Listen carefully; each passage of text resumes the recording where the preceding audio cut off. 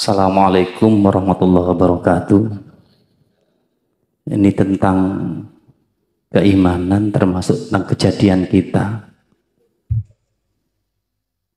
Ketika kita masih di alam ruh, itu kondisi kita itu dewasa atau gimana? Kemudian kita lahir ke dunia, itu kita dipinjami yang namanya jasad. Yang nanti ketika kita meninggal itu nanti yang disiksa itu jasad atau ruh.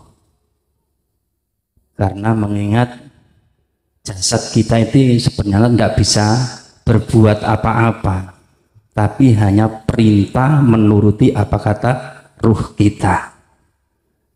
Kemudian kita masuk ke alam kubur. Ketika kita dibangunkan nanti itu dalam kondisi kembali sebagai anak kecil atau melanjutkan usia kita, itu yang berusaha diselamatkan.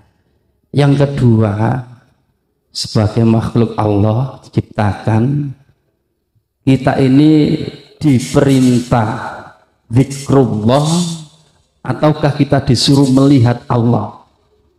Ini yang perlu kami tanyakan. Apa kita disuruh ingat pengene Gusti Allah, apa kudu ningali Gusti Allah?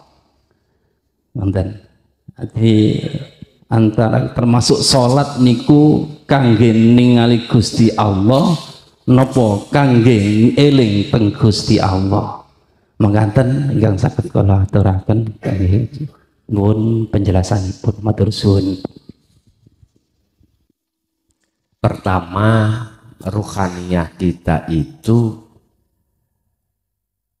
meneruskan umur yang sudah berlaku atau kita dalam bentuk jasmani, dalam bentuk kecil atau dewasa ketika diambil Allah. Terus yang disiksa itu jasmani apa ruhani. Terus yang terakhir adalah ingat apakah melihat. Pun kalau jawab satu persatu. Pertama adalah umur, status kita. Tinggal kita itu statusnya sebelum balik apa sesudah balik. Kalau sebelum balik, ini maklum kita disebut orang yang masih ruh ingkang masih fitrah. Berarti kita dalam keadaan kondisi sebelum balik, sebelum dewasa, berarti anak kecil. B1. Jikalau ketika meninggal setelah balik, lah ini sudah dikatakan dewasa. Tinggal pertanyaannya itu, ketika kita kembali, masihkah ada di dalam keimanan hati ini selain Allah? Kalau imannya kita itu masih ada selain Allah, masalah penyiksaan itu melihat dari kacamata mana? Kalau kacamata syariat ya, ketika saat si mayit itu sudah dikubur dan ditinggal oleh para takziah, satu langkah maka datanglah malaikat luru, si sebut mungkar nakir, roh itu dikembalikan pada jasad. Ini keterangan syariat loh Pak ya, keterangan syariat. Saya harus menjawab dua kacamata. Dari arah situ maka bisa disimpulkan secara kacamata syariat, yang disiksa itu tidak hanya jasmani tapi juga rohani, syariat. Tapi kalau kutarik dari kacamata hakikat Bapak Ibu, maka yang dihukum oleh Allah adalah ruhani. Ruhani kita tidak bisa kembali kepada Allah di dalam rahmatnya, tetapi masuk dalam azabnya. Bentuknya apa? Wa min waraihim barzakhun ila yaumi yub'atsun.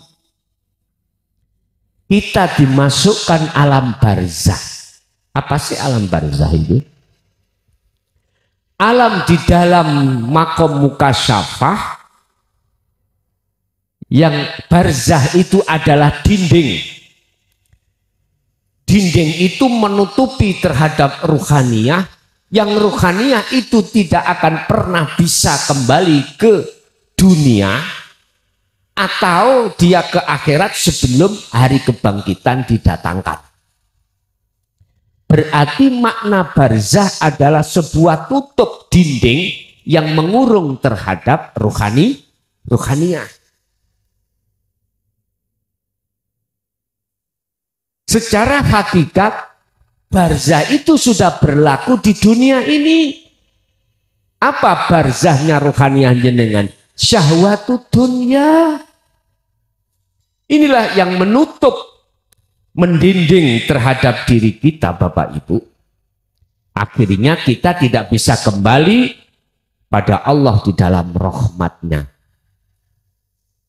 Ini orang-orang yang masuk di dalam kategori su'ul khotimah itu di situ. Makanya tadi saya katakan, ruh ini akan masuk pada satu alam yang disebut alam barzah, gelap. Gelap. Satu. Nomor dua, golongan ruh yang masuk di dalam alam mukasyafah ini, kalau dia dikatakan golongan husnul khotimah, mesti dia ruhaniyahnya itu masuk di dalam tempat yang penuh dengan cahaya. Berarti terang bener.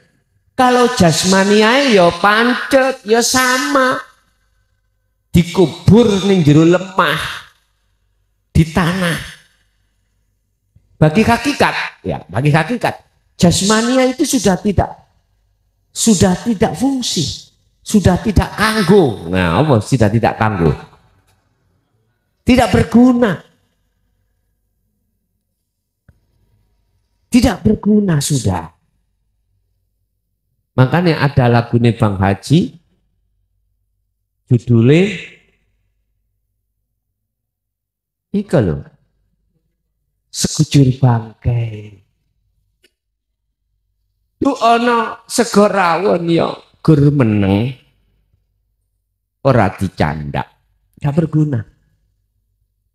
Jadi bangkai. Berarti yang bertanggung jawab secara hakikat adalah ruhannya. Dia masuk di dalam apakah alam gelap apa alam terang. Kalau alam terang, dia masuknya di dalam namanya alam lahut. Alam lahut. Alam di mana semua kekasih Allah dijadikan satu.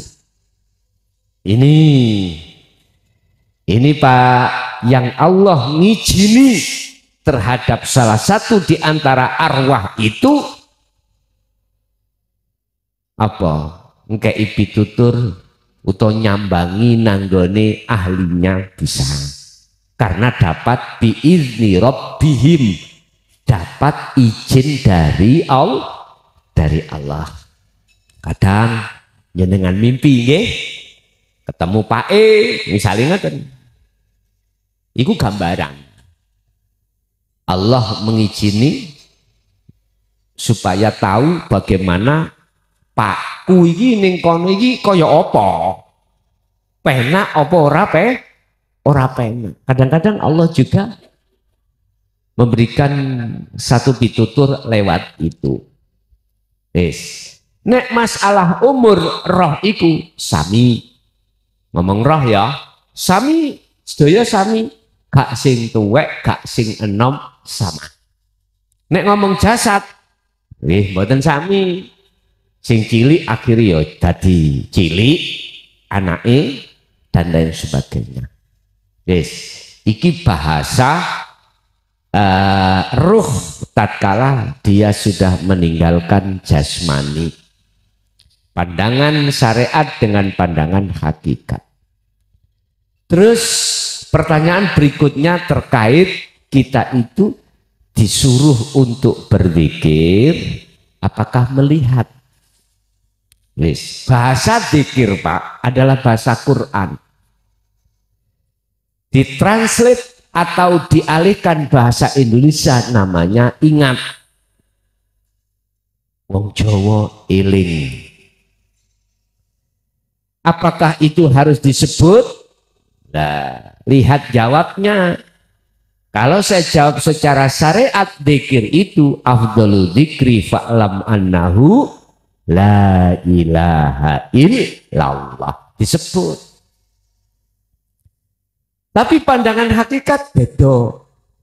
Secara istilah, zikir itu adalah kesadaran hati kita tentang iman, bahwasannya semua apa yang terjadi itu yang menterjadikan adalah Allah. Itu maksudnya zikir.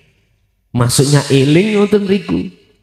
Sadar hati eling bahwasanya apa yang terjadi pada diri kita semata-mata datangnya dari Allah.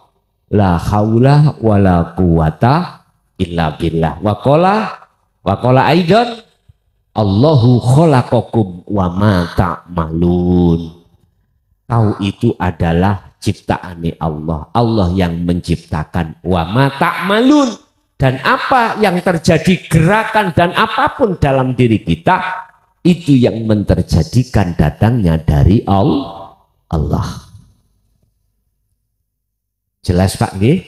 Itu maknani dari zikir. Melihat. Jadi sama Pak. Syuhud melihat dengan zikir sama. Cuman maksud daripada sak temeni zikir. Bukan zikir yang diucap. Kalau yang dimaksud zikir yang diucap tidak sama dengan melihat. Enggak sama.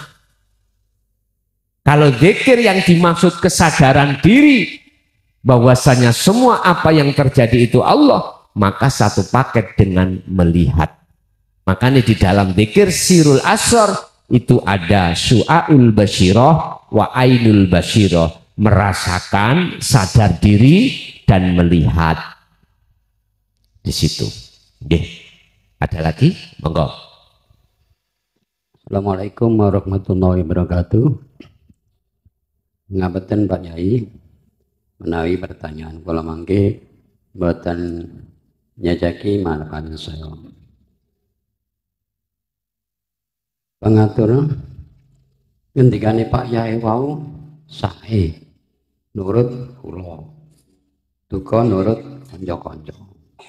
Napa mawon sing diterangkan Pak Yai sae itu sae kula piyambak. Nggih Pak Yai ngapunten.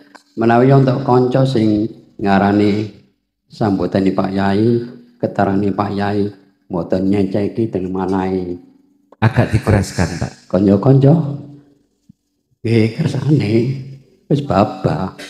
Bahkan ngomong ngono, bahkan enggak. Pokok aku menyampaikan apa sing diutus Gusti Allah sing kembang ngene. Ngoten. Intinipun Pak Yai, keterangane Pak Yai wau menurut kula piyambak, kula niki lari sepandi Pak Yai RT 6 termasuk lingkungan mriki. Ngapunten Pak Yai nggih, saestu ngapunten. Nggih. Mangke pertanyaanipun. Samangke Pak Yai wau matur tombone ati. Nek kula biasae nek salat itu tombo ati iku limo sawarnane wis nglakoni iku poso nglakoni zikir wengi nglakoni salat malam nglakoni kok banjur sik omongi sik elek ae. Jangan disalahkan salate sing disalahno sing nglakoni salat ya apa? Contone salat. Sak temene salat iku iso nyegah barang elek. Wis nglakoni salat kok sik iso ngrasani wong ae. Jangan disalahkan salate. Salahno sing salat. Bukan salat sing salah. Sing nglakoni salat kurang bener bisa ngoten. Niki Pak Yai.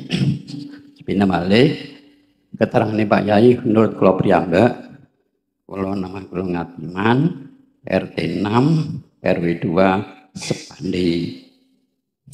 Ngajine kula niki kena dihitung ping sekawan niki Pak Yai. Sepindah ini wali-wali Jajat Basori 1, 2, 3 niki tadi ping 4 niki. Matur suwun Pak Yai. Niki Pak Yai lek kula menghimbau termasuk kula piyambak Sampun dereng oleh bengung Pak Yai tambah bengung sing mriku dicilikno. Pun ide-ide speaker. oh ngoten niki matur suwun. Ngapunten kula lanjut Pak Yai.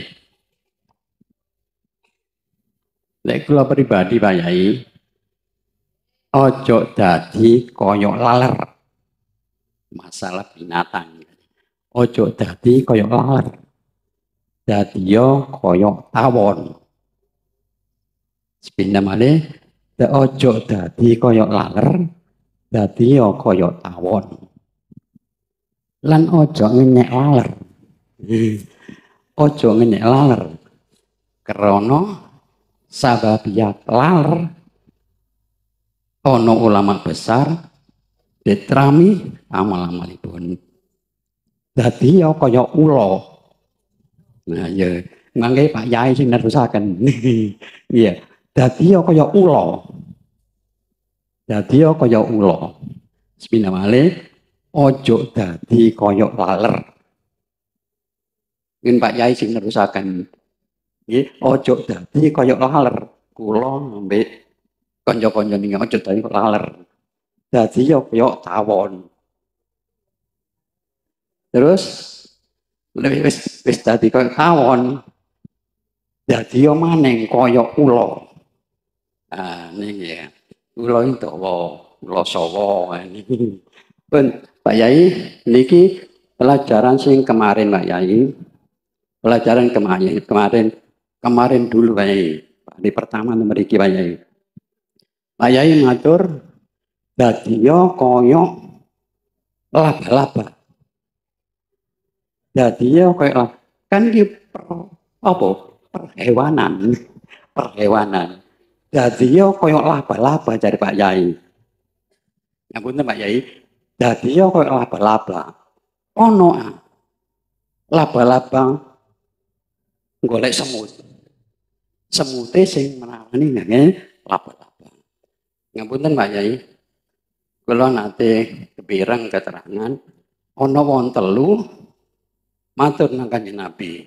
Telu-telune disneni kabeh nang Kanjeng Nabi. Nggih, ana wong telu matur nang Kanjeng Nabi, laporan nang Kanjeng Nabi. Telu-telune niku disneni kabeh nang Kanjeng Nabi. Niki mawon Pak Yai sing nerusaken. Matur suwun. Assalamualaikum warahmatullahi wabarakatuh. Waalaikumsalam warahmatullahi wabarakatuh. Kita semua itu menjalankan apa yang kita jalankan sesuai porsinya masing-masing. Sesuai dengan kelasnya masing-masing. Pitutur-pitutur yang bersifatkan ruhaniyah itu bukan berarti mohon maaf ngejlokno sing misor ya enggak. Sing dadi tawon bukane ngejlokno sing dadi laler. dan juga tidak ngejloke bagian dadi ulo. Semua kita itu proses ya. Proses. Terserah diri kita mau naik kelas atau ndak, monggo. Sebab walana a'maluna walakum a'malukum lakum dinukum waliyadin. Tak simpul nih Pak. Wong iku ora gegeran ra ngelokno. Iku nek wis ruhaniyah duduk di ahad. Wis kada gegeran. Silahkan kita beda bendera, beda suku, beda etnis, beda agama. Silahkan. Yang penting Indonesia.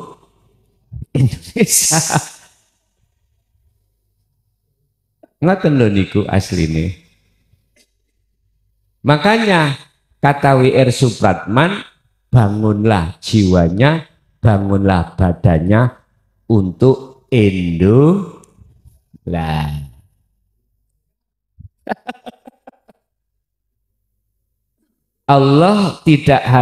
Tuhan tidak hanya memberikan kepahaman lewat wahyunya yang tertulis saja, enggak.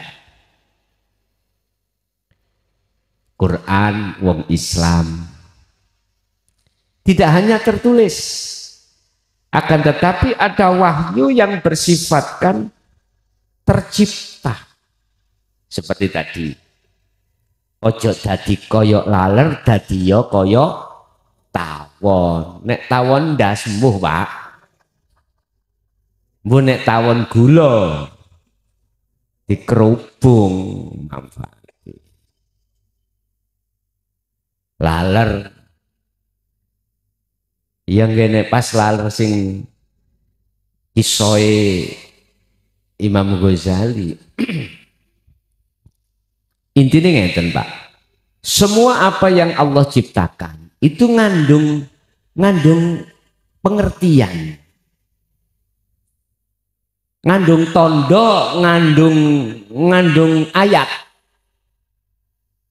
Yang ayat itu semuanya biar ruhaniyah kita kembali kepada Allah. Walaupun ulo niku ketinggalannya welek Pak, serakah ya, mangan gak tahu disisakno, kabeh sak entute sak teleke lak dilek sedaya toh, gak tahu disisakno. Tapi sisi baiknya ada, sisi manfaatnya adalah iku lo manusia kita yang diberi akal oleh Allah untuk mikir. Tafakkaru fi khalqillah. Artinya semua apa yang diciptakan Allah itu pasti ada sisi manfaat. Sisi manfaat. Sisi manfaatnya itu ada di situ. Nah, cuman kita inna fi dzalika la ayatan liqaumi yatafakkarun atau tidak? Apakah kita sebagai manusia itu mau mengambil sisi hikmahnya atau sisi manfaatnya atau enggak? Alam yang Allah ciptakan mengandung pengertian. Makanya dulu Pak, orang yang tidak paham tentang isi Al-Quran tertulis wahyu Allah, banyak mbah-mbah kita itu ngaji lewat alam. Akhirnya hatinya rohaniyah bisa mengesahkan pada Tuhan, mengesahkan pada Allah. Wong jobian Allah, Gusti Allah. Lah ngoten nggih. Ngomong Allah iku mboten saged Allah. Lewatnya lewat alam ngajinya. Nah, semua itu ya sesuai dengan poksi kita. Kita poksinya di syariat tidak mengenal dzikir la ilaha illallah, yes babano. Cuman naiko dari la ilaha illallah ke la ilaha illahua. Akhirnya ning toriko dibahas la ilaha illahua dzikir sir atau dzikir khafi ning jerone ati. Terus diterangkan di dalam hakikat la ilaha illa anta. Iku semata-mata jenengan iku ben naik kelas. Cara mutu ngibadah jenengan iku ben estu di mata Allah itu betul. Yang tadi dikatakan inna sholata tanha anil faksha wal mungkar. Sesungguhnya sholat itu bisa mencegah perkara faksha. Faksha itu keji Pak, jenengan pada Allah. Bentuknya kita keji bagaimana? Kita berbuat mengadakan selain Allah. Mengadakan selain Allah, jatuhnya iman kita pada selain Allah. Itulah faksha. Wal mungkar, ingkar. Ingkar dengan ayat-ayat yang bersifatkan rohaniyah tadi. Makanya sampai dimpun heran. Sholat awak dewi tekun secara jasmani apa osik rasan-rasan. Karena roy dereng sholat daim. Roy iki kita belum menjalankan sholat yang sebenarnya. Sebetulnya itu loh Pak alasannya. Lah didatangkan keterangan sholat daim supaya kita yang masih sholat secara jasmani itu biar naik kelas. Syariat, thariqah ben naik hakikat. Kalau sudah di hakikat biar ke makrifat. Itu loh sebetulnya didatangkan. Mengapa harus didatangkan oleh Allah? Padahal Allah itu menciptakan sakarepe dhewe to. Besiki tak gawe ini yang namanya mohon maaf Pak, kaspe ya, puhung ya. Tak gawe dewul karepku, tak gawe undi-undi yo karepku, terserah lah ngoten nggih. Nggih, mohon maaf. Mengapa Allah kok ya memerintahkan utusannya untuk menyampaikan tentang masalah dinul tauhid, dinul haq? Karena kita itu hidup di dunia itu tidak selama-lamanya. Karena kita nanti akan masuk dalam kehidupan yang sebenarnya yaitu yang selama. Wal akhiratu khairu wa abqa. Ini gile maksudnya yang kekal itu. Ben kui gak ketun buri, kui tak kandani lewat utusanku iki Muhammad. Urusan kui gelem gak gelem naik kelas, monggo keputusan sendiri. Jadi memang bukan sholatnya yang menjadikan apa namanya perbuatan faksa wal mungkar jalan terus, orangnya yang melakukan itulah yang tidak sesuai dengan apa yang disabdakan Rasul atau difirmankan Allah. Makanya di dalam surah Al-Baqarah 238 itu tidak berhenti dalam kalimat wassolawah, hafidu ala sholawah. Di situ enggak ada wakaf. Diteruskan wassolatil wusta. Jagalah sholat njobo dengan sholat jero. Jagalah sholat dohir dan sholat batin. Jagalah itu maksudnya tegakkanlah sholat jasmani juga rohani ada di situ. Matur suwun atas pertanyaan tadi Bapak. Jadi yang jelas kalau orang itu sudah tidak melihat perbedaan, hanya satu, harus sudah sampai di ahad baru sudah tidak ada perbedaan bagi dirinya. yang sudah di situ, yang belum di situ kita sih fanatik kita. NU ya fanatik NU nih, Muhammadiyah ya fanatik Muhammadiyah, atau ajaran-ajaran yang lain. Saya ingin ngomong agama, Islam ya fanatik Islami, Nasrani, Hindu, Buddha ya sami-sami. Yang dikhawatirkan oleh baginda Rasul, pancet onok gunung mesti khilaf, sing bener aku, sing salah kamu, sing kuni yang ngomong sing bener aku, sing salah kamu.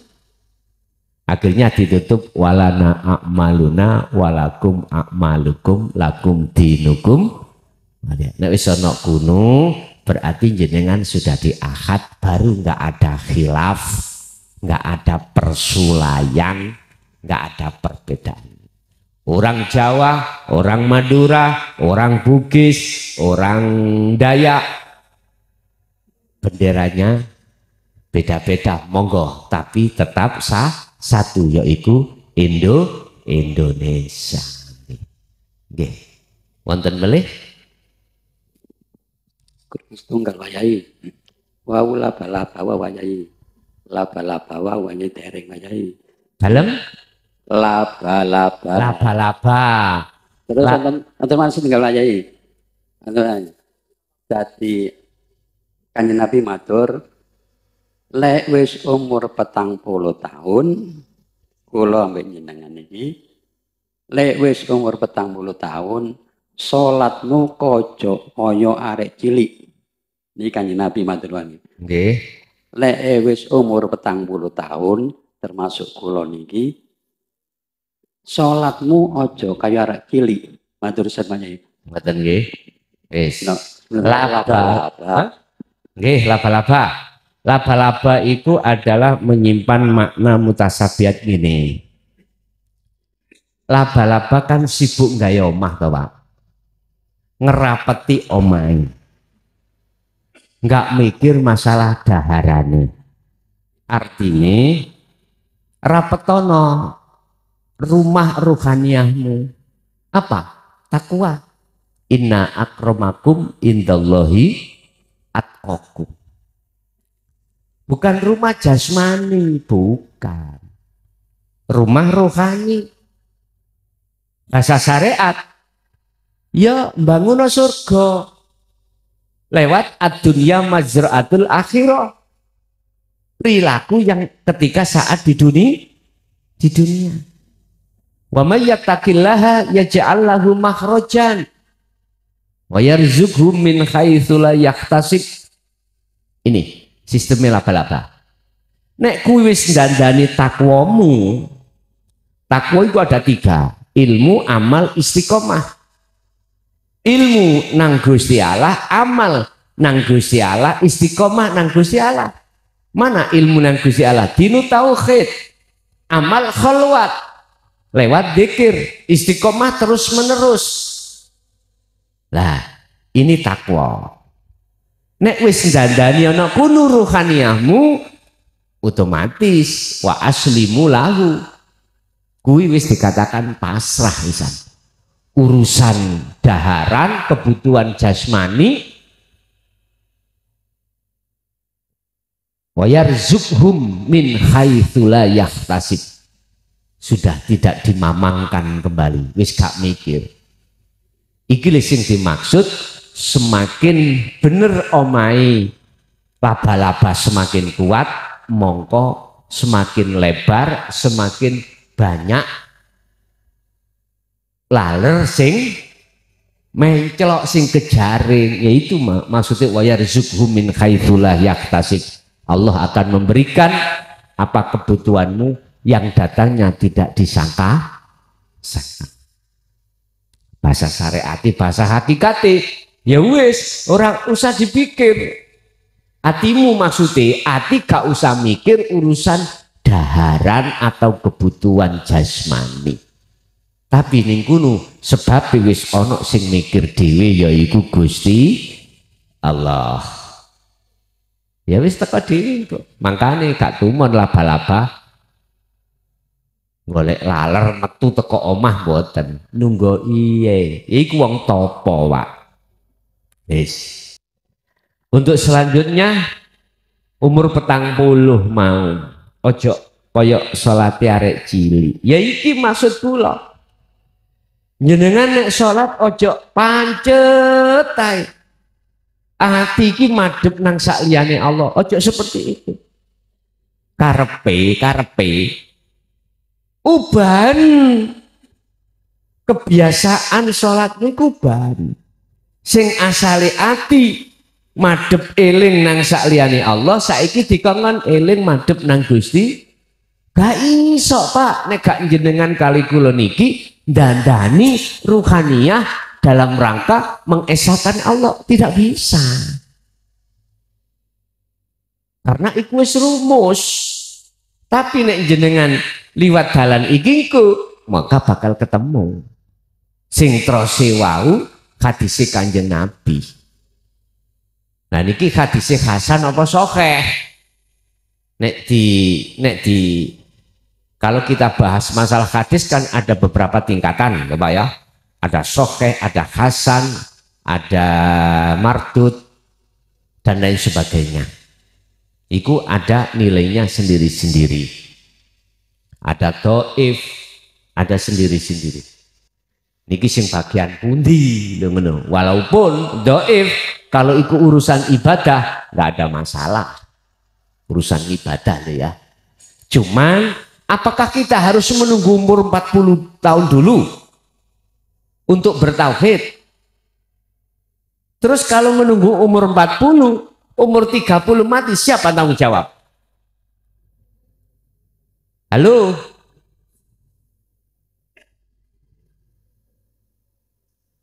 Ya sing berani berfatwa siapa?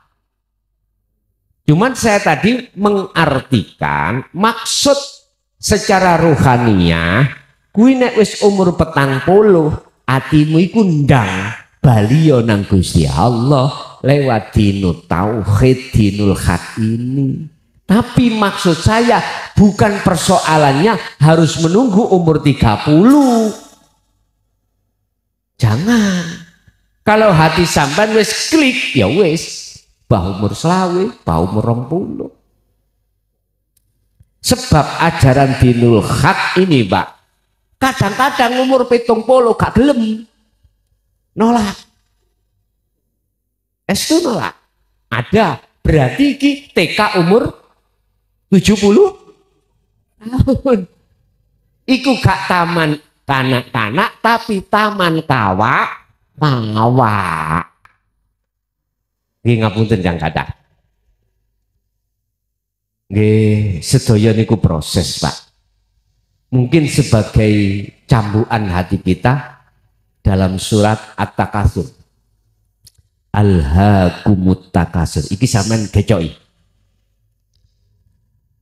Bila mana hati terus bermegah-megahan dengan selain Allah, yaitu kesenangan dunia. Itulah yang menjadikan hati lalai pada Allah. Sampai kapan? Hatta zurtumul sepak mati. Wis sampean damel ngen-ngen mengki sampean buka Qur'ane maneh iki piye? Awak dhewe masih masuk di dalam ayat ini atau enggak? Yang jelas di situ Allah memberikan peringatan jikalau hati kita terus bermegah-megahan. Hati lo bukan jasmani lo nggih. Dengan kesenangan dunia itu yang menjadikan hati selalu lalai pada Allah. Hal ini terjadi hatta zurtumul maqabir sampai mati. Nek jasmaniah monggo Pak, silahkan. Sugih anak, sugih bojo, sugih dunya, sugih pangkat, sugih jabatan, monggo. Kalau jasmani karena kita masih ada di dunia. Yang kerja masih kuat kerja. Jangan ngelemper aja, semangat. Tapi ruhani tetap hanya untuk Allah. Untuk Allah. Nggih. Wonten melih? Ngapunten Ada. Gus. Monggo. Saya pernah baca pada satu kalimat itu dari almarhum Buya Sakur, Indramayu nggih. Satu kalimat ini ku gini Gus. Agak dikeraskan Pak.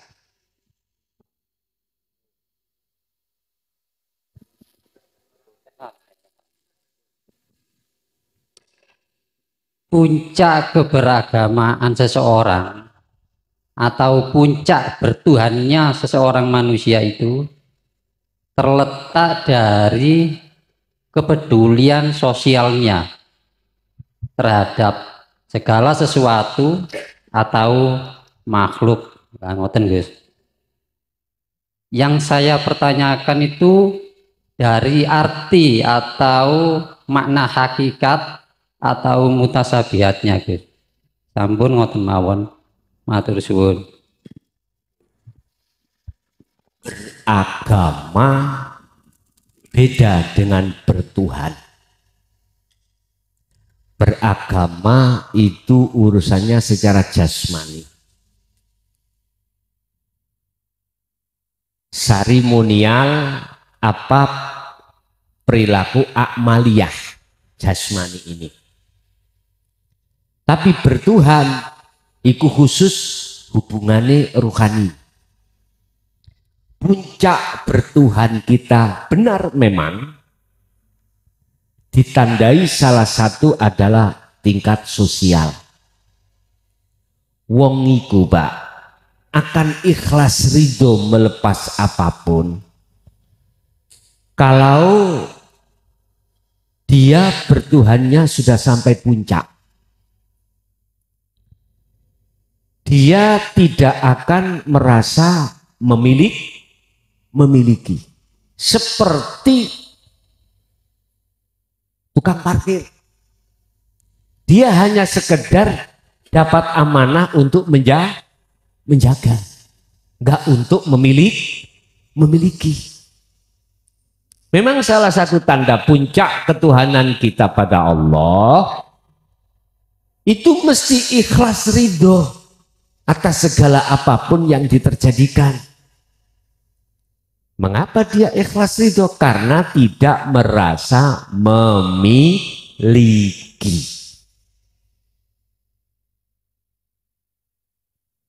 Dia hanya menjalankan sesuai dengan apa yang ditetapkan Allah di dalam iradah setiap detiknya itu. Detik ini disuruh ngalor, ngidul, nggak bisa bantah. Sehingga kalau boleh saya katakan makna daripada puncak itu seperti kuning-kuning pintir ning kali. Sampeyan artikan dhewe, apa iku? Ditabrakno watu, digulung ambek ombak yo ora tahu bantah, ora tahu sambat, ditotol iwak yo ora tahu bantah. Itulah kuning-kuning kintir di sungai. Maknanya sebetulnya itu. Maksud daripada sosial, wong nek wis ana kunu atine, Pak. As-sakha, bahasane wong umum disebut as-sakha, mesti loman. Iku nek ana sing digawe. Paling tidak as-sakha, dia itu berdoa. Dongake muga-muga orang dekatnya anak istri. Misalkan nek duwe murid-muridnya ditarik Allah di dalam puncak ketuhanan. Itu. Nah, nek diciptakan secara sakdohiriyae seperti Abu Hasan Asadili, sugih sembarang kalir, mesti as-sakha. Jadi nek ketok langgar kurang ngopone ngono, gak menunggu diparani panitia. Misalnya sound sistemnya kurang penak, misalnya wis gak kate bareng panitia, kurang ngopoe. Wis ditukok-tukokno. Mergae ana sing digawe. Ora krana wong liya mboten, ora krana pahala mboten. Karena Allah dalam hatinya diperintahkan Allah untuk melaksanakan itu. Berhubung dia itu ketuhanannya sudah puncak, gak merasa dirinya yang memiliki, dimiliki Allah. Iku maksudnya sosial seperti ini. Jadi ningati gak ono nit untuk ngeboti urane mboten enten. Niki kalau ketuhanannya sudah puncak terhadapnya. Nggih ngapunten iki kata.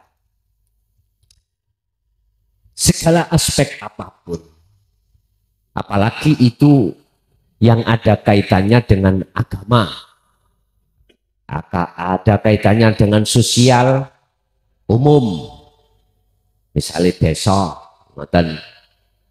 Wis ndelok keadaane kok sanjake wong-wong iki setuju. Iki diwenehi teropsi musala iki ngarep cek gak beberi, cek gak ngkei terop terus cek gak beberi kambal di apa namanya di keramik. Allah nek ngutik atine wong iku gak iso wong iku nyegah. Walaupun panitia takmir mboten ngomong, nek atine iku Gusti Allah ngutik wis mboten leren dikongkon. Mungkin dia langsung nang panitiane takmir, tolong iki sampean keramik nek cocok sampean musyawarahno. Nah, tolong iki ngene-ngene kurang. Nah, iku nek diutik Allah. Artinya dia melakukan atas pelepasan hal seperti itu plong karena tidak merasa memiliki. Seperti tukang parkir mau Pak, diambil mobil mewah mang diparkir no, digandoli no mboten Pak? Mboten. Sepeda gak digandoli, monggo. Ya kudu belajar dari apa namanya segi keilmuan terhadap tukang parkir. Ya seperti itulah tukang parkir. Gak melok memiliki, dasar gak ikut memiliki, itulah makanya yang memiliki ngambil itu mboten abot. Makanya orang yang mau meninggal, kalau ketuhanannya itu sudah mentok, ya iku sing ditunggu-tunggu memang. Mboten ono rasa khauf, rasa wedi, rasa khawatir, enggak. Mboten ngomong anakku sik cilik, bojoku sik ayu-ayu, mboten. Ada di situ. Oke, ada lagi? Wonten niki. Yo. Assalamualaikum Gus. Kula badhe tanglet. Ya napa carane salat niku saged kusuk boten tolat-oleh. Pun matur suwun. Assalamualaikum. Waalaikumsalam.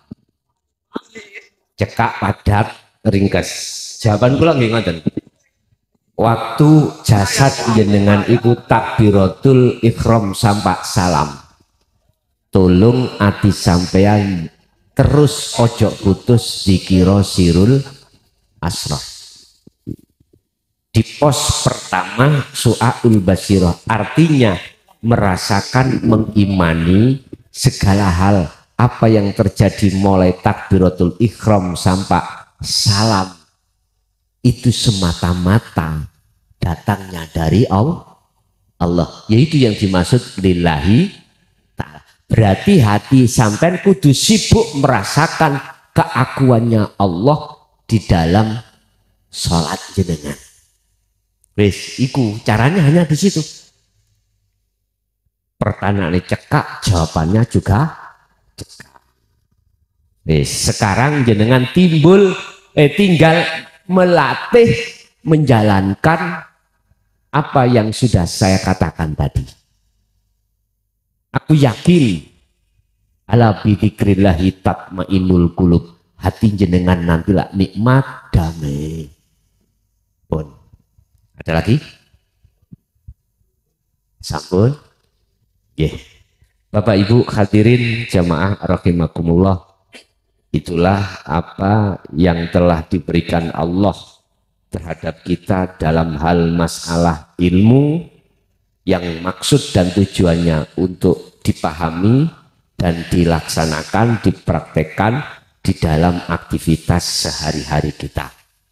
Semoga ilmu tadi estu disarangi Allah hidayahnya dan menjadi satu ilmu yang bermanfaat bagi kita dan keluarga kita, anak putu kita ila yaumil qiyamah. Lahumul Fatihah.